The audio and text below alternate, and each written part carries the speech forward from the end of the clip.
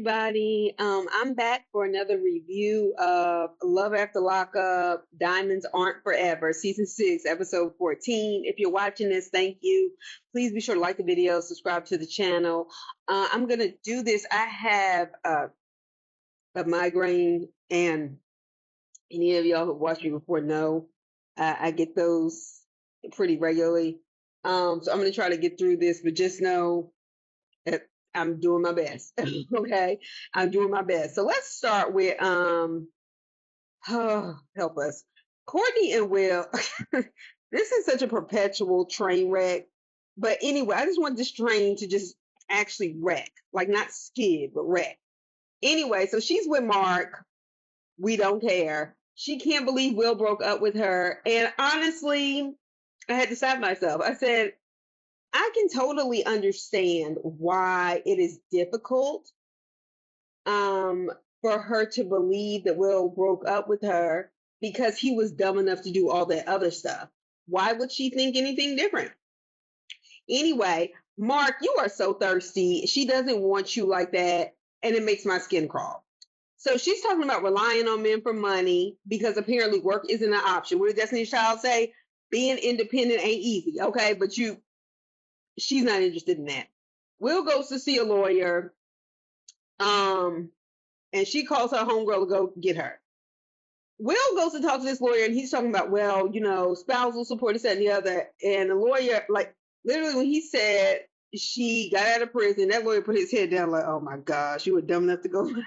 He put his head down multiple times.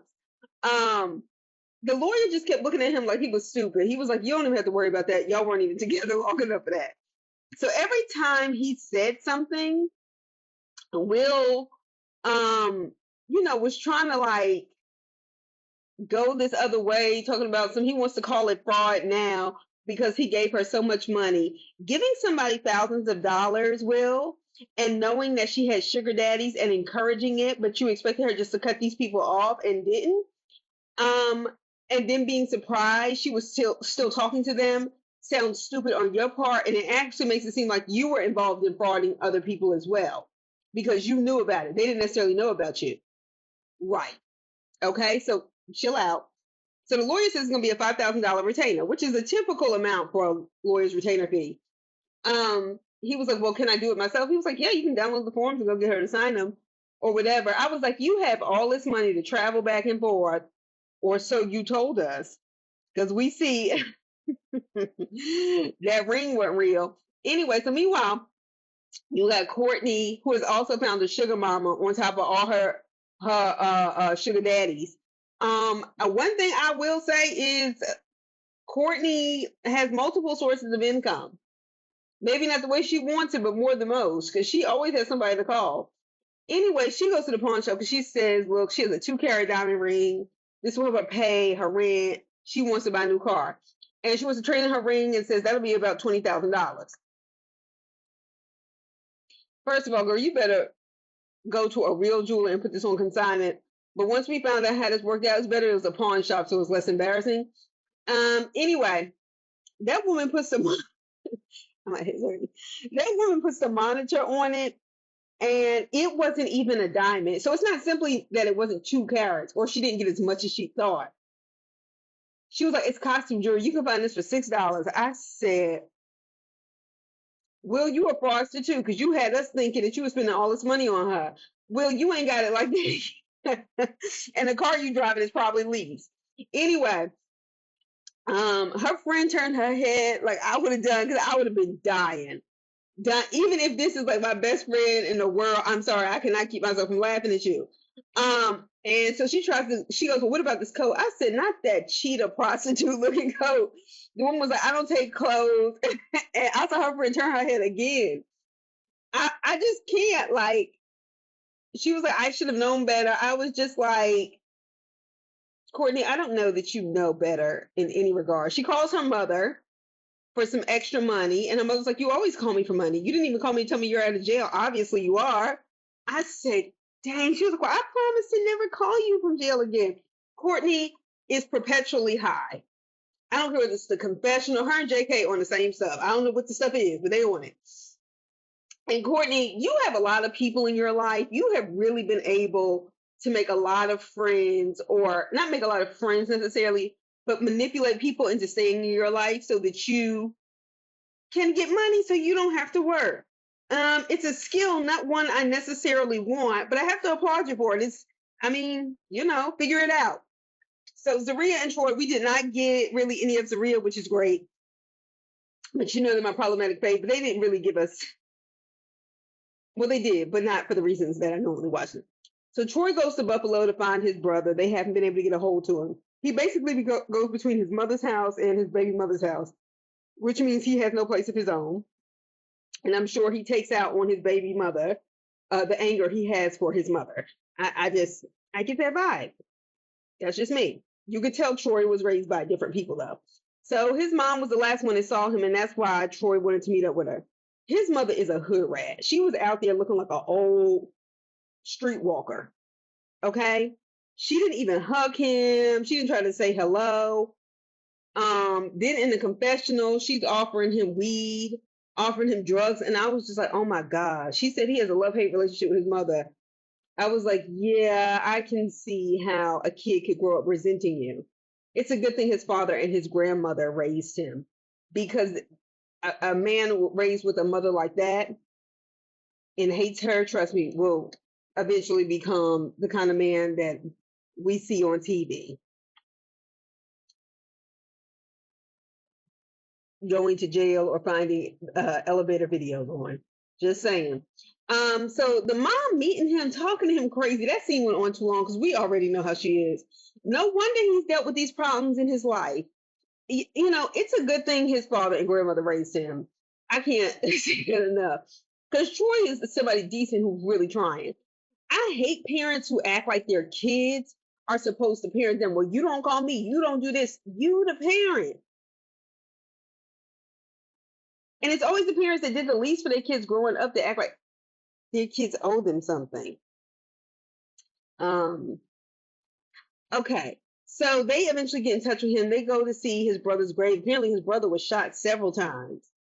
You could just see the pain and the trauma. And they went to the gravesite together, which is good. So they'd have each other to lean on. His sister looks just like his mother. I take it back. She looks just like his mother if his mother would have taken care of herself and not been on stuff. Because I don't want to make it seem like she, it was touching and it's unfortunate, but I hope all of them can get on the right road and stay that way. All right, Justine and Michael. I mean, they're cute. Okay. So Michael is still talking to his mother too much and says, look, I made a mistake by bringing up her family. Her mom, I ripped the Band-Aid off and I shouldn't have done that. And the mom was like, no, you didn't. Bitch, you weren't there.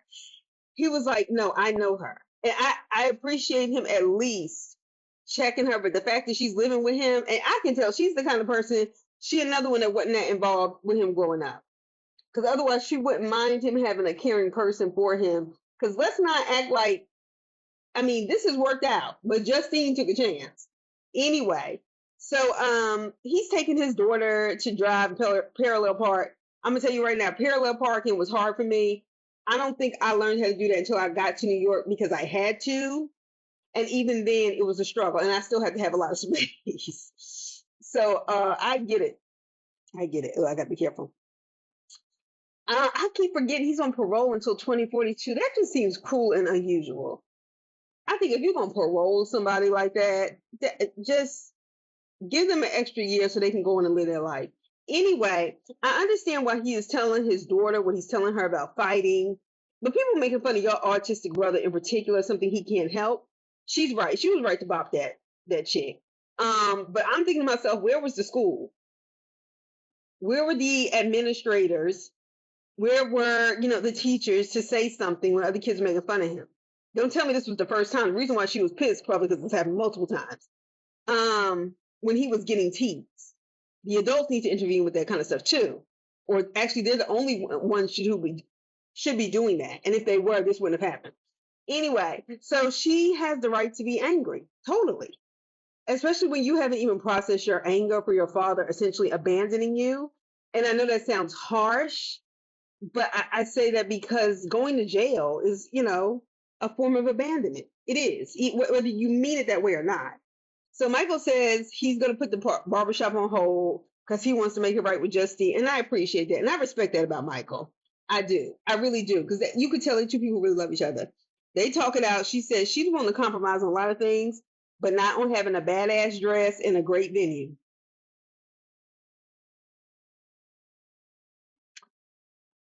And she wants to have it in New York.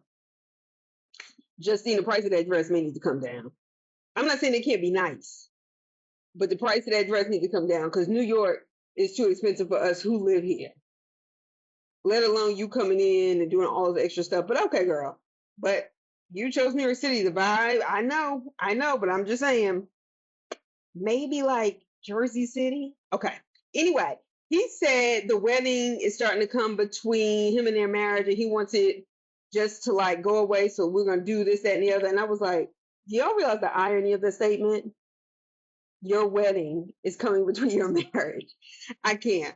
Anyway, all right. So Kiana, Demadrick, and Joella. Okay, first of all, Kiana, you have a whole village. And every time I see you, I lose patience because you clearly have a mother and a stepfather who is in your life. And your mother, of course, has sense enough not to be on camera, but your stepfather has your back or whatever. And then you have these people that you work with, especially with the other hairstylists, because Courtney is your boss. She helped you take off your mic. She didn't fire you for leaving your job unannounced, except for immediately after you go away. You don't want anybody to know anything. You have people that support you and tell you the truth, and you're choosing to do dumb shit anyway. That's a problem. All right, so Kiana doesn't want to talk about the call as if the hot mics and the cameras won't pick this stuff up or collect it anyway. But okay, girl. Joella apparently filed a police report against Kiana because she allegedly put dumb hoe on her car and flattened all her tires.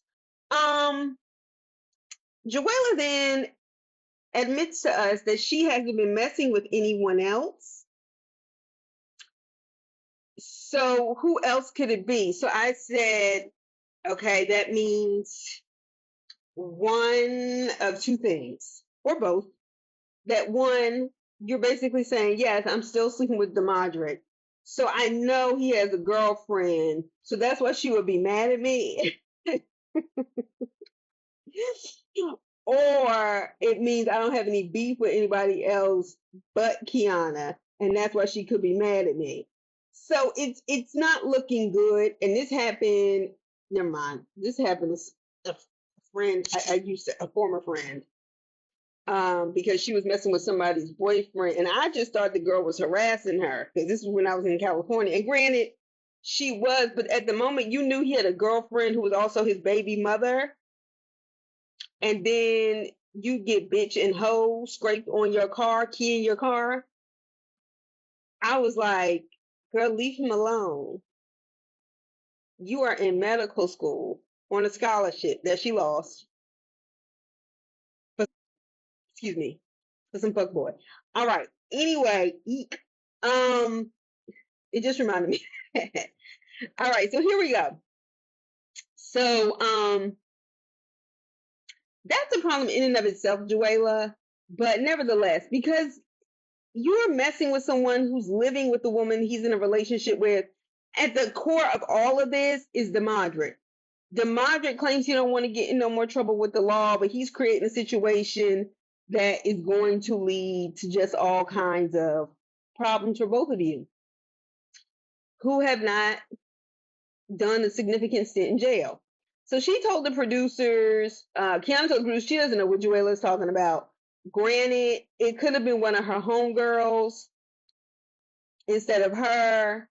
I don't believe that she don't know nothing at the least. Granted, I'd be mad as hell too if I was Joella. If I had to pay $625 for something somebody did to my tires, let alone I have to scrape off dumb hoe off the back of my car as I drive my little boys around. You shouldn't have sent those pictures to him. She should not have put those up there. I was not expecting a police report.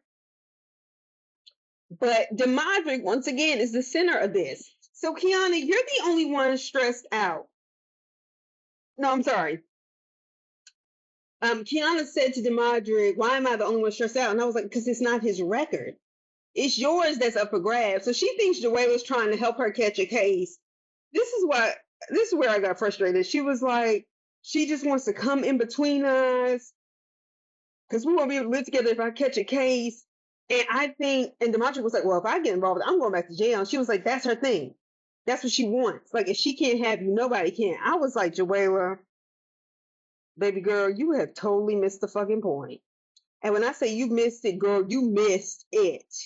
Anyway, Joella, told Demadrick, like, straight up, because he came over there. She was like, my kids have to get around like hers have to get around. I have to go to work and go to school just like she has to go to work and go to school. So why would she do that? He was like, well, you don't know that she did that. She said, how do you know she did? He said, because I didn't see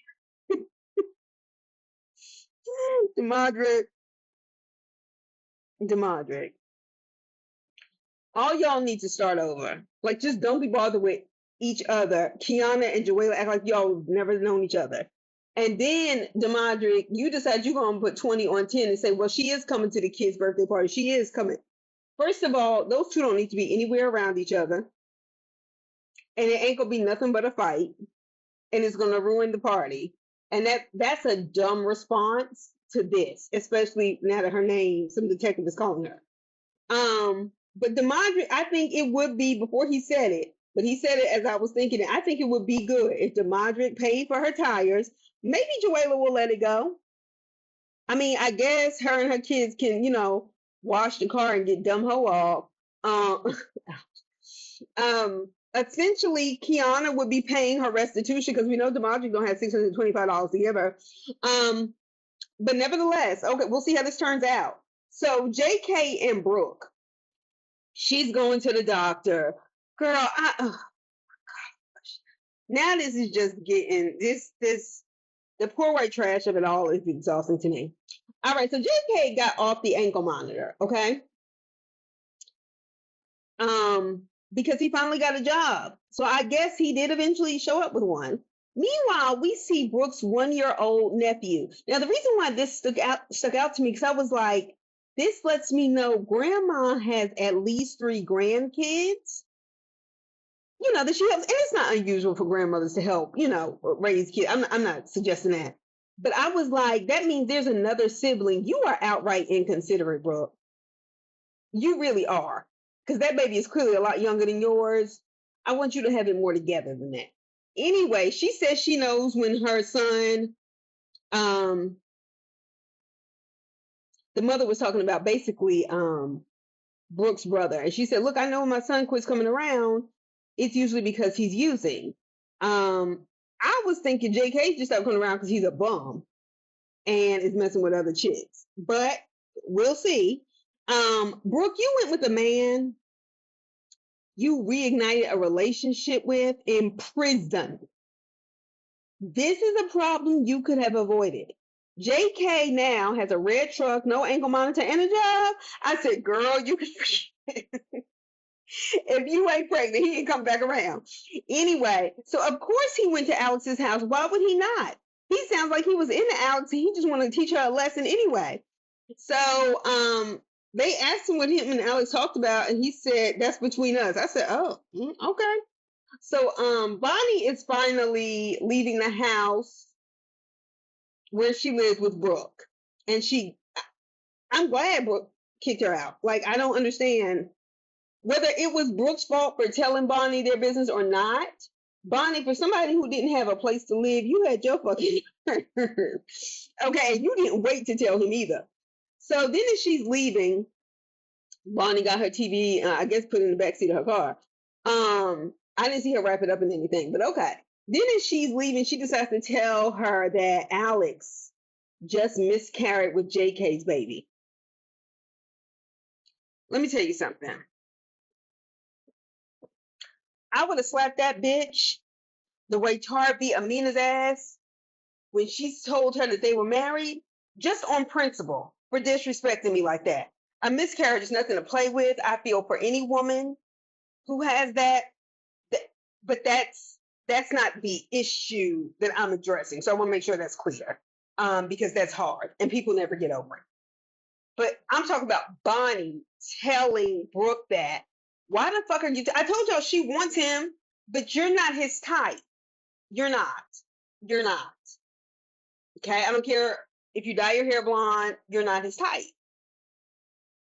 I would have beat that bitch's ass just on principle for upsetting me like that. She deserves to get her ass whooped, and if all else fails, you in the South where people take property value very seriously, she on your property. Next. Anyway, granted, I would have looked into the information, but then I was also saying to myself, how long has JK been out of prison? To me, the math ain't math. And while she was saying that there was a whole, the timeline, this, that, and the other, Brooke, I would still look into that. But anyway, Alex is better than me, though.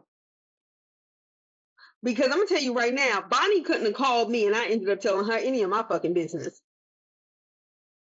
Because you call me looking for a job, and the fact that Bonnie is even picking up your calls at all after you're the one who told JK that she was cheating on him while she was nice enough to let you live in her fucking house while he was locked up in jail. I don't understand this. Fuck Bonnie. Anyway, she's a bone collector. All right. So he calls his mom. I'm sorry, not he. Brooke calls JK's mom to see if she's heard from JK. And she asks his mother if she's busy. She goes, well, no, I'm at my second job. This bitch decides to pull up to JK's mom's second job. Y'all are slow. This has to be a Gen X thing. If you're 32, you're Gen X, right? You're not a millennial. Because I just don't understand the lack of cool. I really don't. Y'all are slow, ungrateful, and y'all showing up to somebody else's job when y'all don't even have one to talk about some BS. So she told his mom what Bonnie told her. What's his mother supposed to do about that? And if it is the case, that's something JK needs to tell his mother.